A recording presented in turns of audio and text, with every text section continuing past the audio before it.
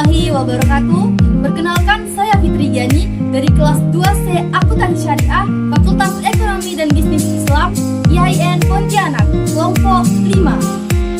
Assalamualaikum warahmatullahi wabarakatuh. Perkenalkan, saya Berliana dari kelas 2C Akuntansi Syariah, Fakultas Ekonomi dan Bisnis Islam, IAIN Pontianak, kelompok 5. Assalamualaikum warahmatullahi wabarakatuh.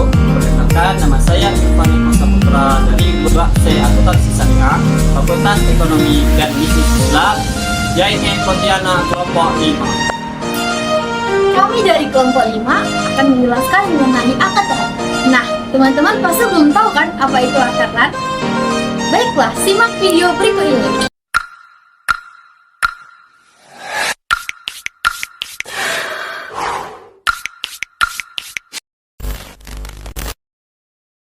Perlu teman-teman ketahui, akad erat adalah menahan barang berharga atas jaminan utang dan dapat diambil kembali apabila utang tersebut lunas. Contohnya itu seperti penggadaian. Bella, tadi aku tuh ketemu Eko ya. Eko tuh bilang tadi kan contohnya itu pegadaian. Nah, semisalnya kalau di pegadaian itu ada barang berupa emas yang dititipkan, apakah dia memiliki biaya pemeliharaan? Nah, untuk barang gadai berupa emas sendiri tentu saja tidak ada biaya pemeliharaan ya. Yang ada itu adalah biaya penyimpanan. Untuk menentukan besarnya biaya penyimpanan sendiri, kita bisa menggunakan akad ujarah. Makasih ya Kak Bella ilmunya.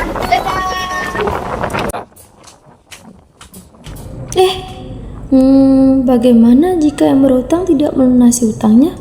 Apakah yang dilakukan oleh pihak gadai? Coba saja tadi aku bilang Bella. Hai teman-teman, tadi kalian lihat kan wanita yang lupa bertanya dan sesat di jalan. Sebagai calon imam yang baik, saya ingin menjelaskan apabila seorang yang berutang di penggadaian dan tidak bisa melunasinya, maka barang yang dititipkan akan dijual oleh pihak penggadai. Nah, jika barang tersebut dijual dan melebihi kapasitas utangnya, maka apa yang dilakukan? Ya, tentunya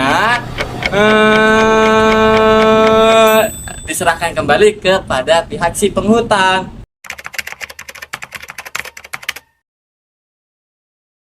Nah, baiklah teman-teman, di sini pasti teman-teman banyak kan yang belum tahu bagaimana cara memperhitungkan jurnal akad erat. Nah, di sini saya akan menjelaskan sedikit bagaimana cara perhitungan tentang akad erat.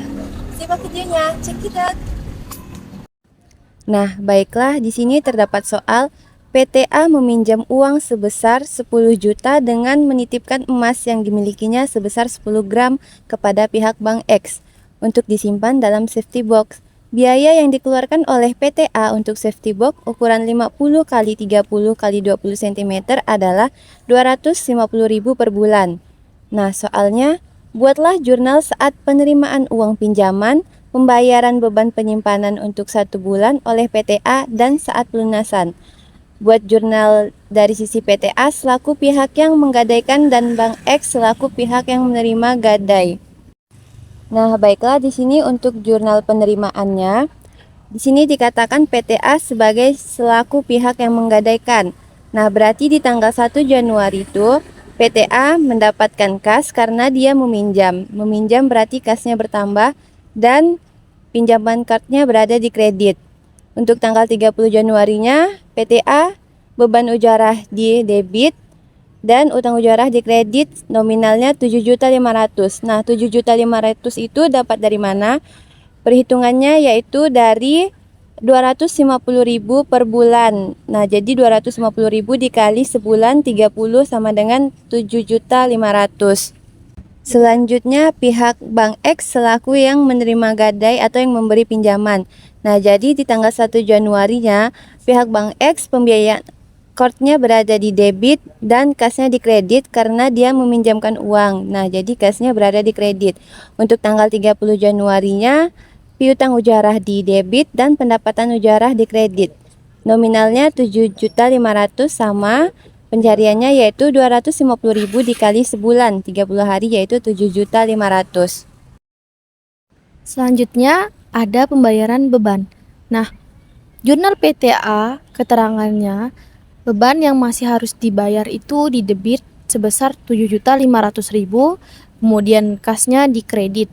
Nah, pelunasan akhirnya ada di kredit 2.500.000. Kemudian di Bank X jurnalnya keterangan kas di debit 7.500.000, pendapatan di kredit 7.500.000. Nah, teman-teman, jadi itu tadi sedikit penjelasan tentang jurnal Akatran. Mudah bukan dan bisa dipahami. Nah, ayo kita sama-sama belajar tentang akuntansi syariah. Nah guys, inilah dia video singkat kami dari kelompok 5 tentang Akatran. Kami kelompok 5 pamit undur diri. See you!